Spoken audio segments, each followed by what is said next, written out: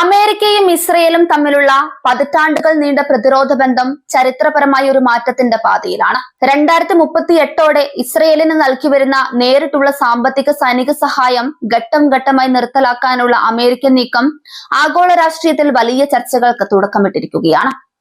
Washington തങ്ങളുടെ മുൻഗണനകൾ പുനഃക്രമീകരിക്കുമ്പോൾ പശ്ചിമേഷ്യയിലെ ഏറ്റവും ശക്തമായ സൈനിക സഖ്യങ്ങളിൽ ഒന്നാണ് പുതിയൊരു രൂപത്തിലേക്ക് മാറാൻ തയ്യാറെടുക്കുന്നത്.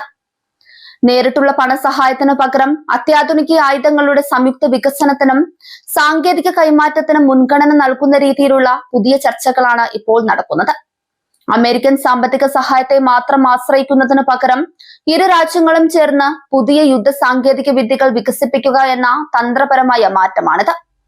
ഈ നീക്കം ഇസ്രയേലിന്റെ ദീർഘകാല സുരക്ഷാ തന്ത്രങ്ങളിൽ വലിയ സമ്മർദ്ദമാണ് ചെലുത്തുന്നത്. ഇറാനുമായുള്ള സംഘർഷം അതിന്റെ ഉച്ചസ്ഥായിയിൽ നിൽക്കുന്ന ഈ സമയത്ത് ഇത്തരമൊരു തീരുമാനം വരുന്നത് ഗൗരവകരമാണ്. മേഖലയിൽ ഇറാന്റെയും അവരുടെ സഖ്യകക്ഷികളുടെയും ഭീഷണി വർദ്ധിക്കുമ്പോൾ പ്രതിരോധ ചെലവുകൾ കുതിച്ചുയരുന്നത് ഇസ്രയേലിന് വലിയ വെല്ലുവിളിയാണ്. അമേരിക്കയുടെ രാഷ്ട്രീയ സാഹചര്യങ്ങളിൽ വരുന്ന മാറ്റങ്ങളും ഇസ്രയേലിനുള്ള പിന്തുണയിലെ പരിണാമവുമാണ് ഈ നയതന്ത്രപരമായ ചുവടുമാറ്റത്തിന് പിന്നിലെ പ്രധാന കാരണങ്ങൾ. അമേരിക്കയിൽ നിന്ന് ലഭിക്കുന്ന ധനസഹായം കുറയുമ്പോൾ സ്വന്തം കാലിൽ നിൽക്കാൻ ഇസ്രയേൽ സൈനിക നേതൃത്വം ഇപ്പോൾ മുതൽ തന്നെ പദ്ധതികൾ ആവിഷ്കരിക്കുകയാണ്. പ്രതിരോധ ആവശ്യങ്ങൾക്കായി അമേരിക്കൻ ഫണ്ടിനെ അമിതമായി ആശ്രയിക്കുന്നത് ഭാവിയിൽ അപകടകരമാകുമെന്ന് അവർ തിരിച്ചറിയുന്നുണ്ട്. അതുകൊണ്ട് തന്നെ തദ്ദേശീയമായി ആയുധങ്ങൾ ഉൽപ്പാദിപ്പിക്കുന്നതിനും പുതിയ വിപണികൾ കണ്ടെത്തുന്നതിനുമാണ് ഇസ്രയേൽ ഇപ്പോൾ ഊന്നൽ നൽകുന്നത്.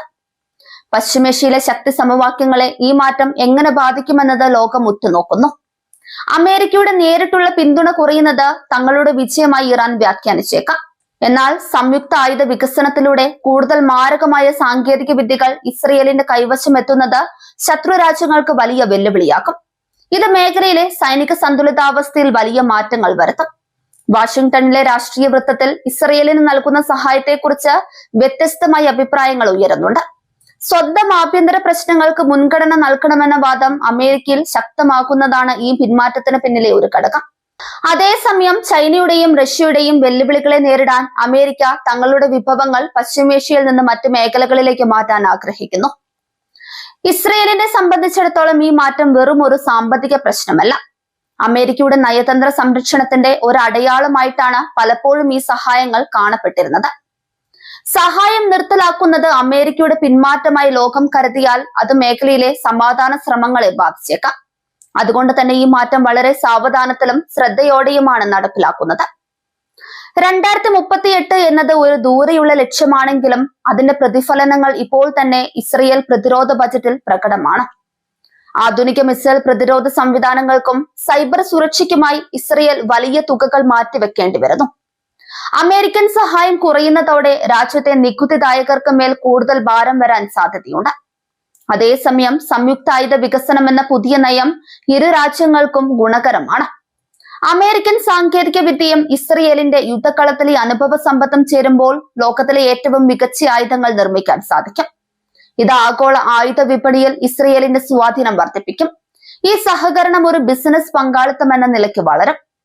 ഇറാൻ മിസൈൽ സാങ്കേതിക വിദ്യയിൽ കൈവരിച്ച മുന്നേറ്റം ഇസ്രയേലിന് വലിയ ആശങ്കയാണ് നൽകുന്നത്. ഈ ഭീഷണിയെ നേരിടാൻ അമേരിക്കയുടെ പൂർണ്ണ പിന്തുണ ഇസ്രയേലിന് ആവശ്യമാണ്. നേരിട്ടുള്ള പണസഹായം നിർത്തിയാലും സൈനികമായി സഹകരണം തുടരുമെന്ന് അമേരിക്ക ഉറപ്പു നൽകുന്നുണ്ടെങ്കിലും അതിന്റെ പ്രായോഗിക വശങ്ങൾ കണ്ടറിയേണ്ടതുണ്ട്. സൗദി അറേബ്യയും UAEയും ഉൾപ്പെടെയുള്ള മറ്റ് ഗൾഫ് രാഷ്ട്രങ്ങൾ ഈ മാറ്റങ്ങളെ സസൂക്ഷ്മം നിരീക്ഷിക്കുന്നുണ്ട്. അമേരിക്കയുടെ പിന്മാറ്റം മേഖലയിൽ ഒരു സുരക്ഷാ വിടവ് സൃഷ്ടിക്കുമോ എന്ന് അവർ ഭയപ്പെടുന്നു. ഇത് ഇസ്രയേലും അറബ് രാഷ്ട്രങ്ങളും തമ്മിലുള്ള പ്രതിരോധ സഹകരണം കൂടുതൽ ശക്തമാക്കാൻ കാരണമായേക്കാം. ഇസ്രയേലിന്റെ ആഭ്യന്തര രാഷ്ട്രീയത്തിലും ഈ വിഷയം വലിയ ചർച്ചയാകും. തീവ്ര വലതുപക്ഷ പാർട്ടികൾ അമേരിക്കൻ സ്വാധീനത്തിൽ നിന്ന് പൂർണ്ണമായി മോചനം നേടണമെന്ന് ആഗ്രഹിക്കുമ്പോൾ മിതവാദികൾ അമേരിക്കയുമായുള്ള ബന്ധം വിള്ളലില്ലാതെ കാത്തു സൂക്ഷിക്കണമെന്ന് വാദിക്കുന്നുണ്ട്. ഈ രണ്ട് ചിന്താഗതികൾ തമ്മിലുള്ള സംഘർഷം വരും വർഷങ്ങളിൽ ഇസ്രയേൽ രാഷ്ട്രീയത്തെ സ്വാധീനിക്കും.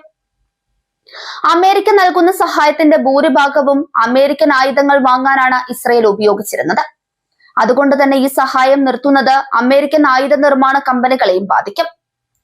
ലോക്ഹീഡ് മാർട്ടിൻ, ബോയിങ് തുടങ്ങിയ വൻകിട കമ്പനികൾ ഈ നീക്കത്തിൽ ആശങ്കാകുലരാണ്. ഇത് പരിഹരിക്കാനാണ് സംയുക്ത വികസനം എന്ന പോംവഴി കണ്ടെത്തിയിരിക്കുന്നത്.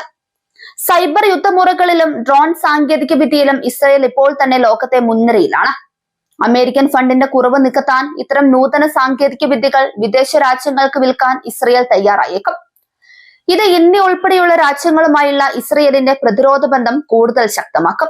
ഭാവിയിലെ യുദ്ധങ്ങൾ കരയിലും കടലിലും മാത്രമല്ല, ബഹിരാകാശത്തും സൈബർ ലോകത്തുമാണ് നടക്കുക. ഈ പുതിയ മേഖലകളിൽ അമേരിക്കയും ഇസ്രയേലും തമ്മിലുള്ള സഹകരണം തുടരുമെന്ന് ഉറപ്പാണ്. നേരിട്ടുള്ള സൈനിക സഹായം കുറയ്ക്കുന്നത് ആധുനിക യുദ്ധമുറകളിലേക്ക് മാറാനുള്ള ഒരു പ്രേരണയായി ഇസ്രയേൽ കാണുന്നുണ്ട്. ട്രംപ് ഭരണകൂടത്തിന് കീഴിൽ ഇസ്രയേലിന് കൂടുതൽ ആനുകൂല്യങ്ങൾ ലഭിക്കുമെന്ന് കരുതുന്നവർക്ക് ഈ പടിപടിയായുള്ള പിന്മാറ്റം ഒരു ഞെട്ടലായേക്കാം. എങ്കിലും അമേരിക്കയുടെ ദേശീയ താൽപര്യങ്ങൾ മുൻനിർത്തിയുള്ള ഒരു തീരുമാനമാണിതെന്ന് രാഷ്ട്രീയ നിരീക്ഷകർ കരുതുന്നു. വൈകാരികമായ ബന്ധത്തെക്കാൾ പ്രായോഗികമായ പങ്കാളിത്തത്തിനാണ് ഇനി പ്രാധാന്യം നൽകുന്നത്. പശ്ചിമേഷ്യയിൽ വർദ്ധിച്ചു വരുന്ന സംഘർഷങ്ങൾക്കിടയിൽ ഇത്തരമൊരു മാറ്റം നടപ്പിലാക്കുന്നത് വലിയ റിസ്ക് ആണ്. ഒരു ചെറിയ തെറ്റ് പോലും മേഖലയിൽ വലിയ യുദ്ധത്തിന് കാരണമായേക്കാം. അതുകൊണ്ട് തന്നെ ഇസ്രയേലിന്റെ പ്രതിരോധ ശേഷി കുറയില്ലെന്ന് ഉറപ്പുവരുത്താൻ അമേരിക്കയ്ക്ക് ബാധ്യതയുണ്ട്. ഇസ്രയേൽ ജനതയെ സംബന്ധിച്ചിടത്തോളം ഇത് സ്വയം പര്യാപ്തതയിലേക്കുള്ള ഒരു യാത്രയാണ്. ആത്മവിശ്വാസമുള്ള ഒരു രാഷ്ട്രീയമായി മാറാൻ സ്വന്തം സൈനിക ശേഷിയിൽ വിശ്വസിക്കുക എന്നതാണ് പ്രധാനമെന്ന് അവർ കരുതുന്നു. 2038 ആകുമ്പോഴേക്കും ഇസ്രയേൽ ഒരു സ്വതന്ത്ര സൈനിക ശക്തിയായി മാറുമെന്ന് പ്രത്യാശിക്കാം. ഇത് സമാധാനത്തിനാണോ അതോ കൂടുതൽ വലിയ സംഘർഷങ്ങൾക്കാണോ വഴി തുറക്കുക എന്ന് കാലം തെളിയിക്കും. ഏതായാലും പശ്ചിമേഷ്യയിലെ സുരക്ഷാ ക്രമീകരണങ്ങൾ പഴയതുപോലെയാക്കില്ല. ഇസ്രയേലിന്റെ കരുത്തും അമേരിക്കയുടെ തന്ത്രങ്ങളും ചേരുന്ന ഈ പുതിയ പങ്കാളിത്തം ലോകരാഷ്ട്രീയത്തിൽ നിർണായക സ്വാധീനം ചെലുത്തുമെന്ന് ഉറപ്പാണ്. വരും വർഷങ്ങളിൽ ഈ നയത്തിന്റെ പ്രായോഗികത വശങ്ങൾ കൂടുതൽ വ്യക്തമാകും.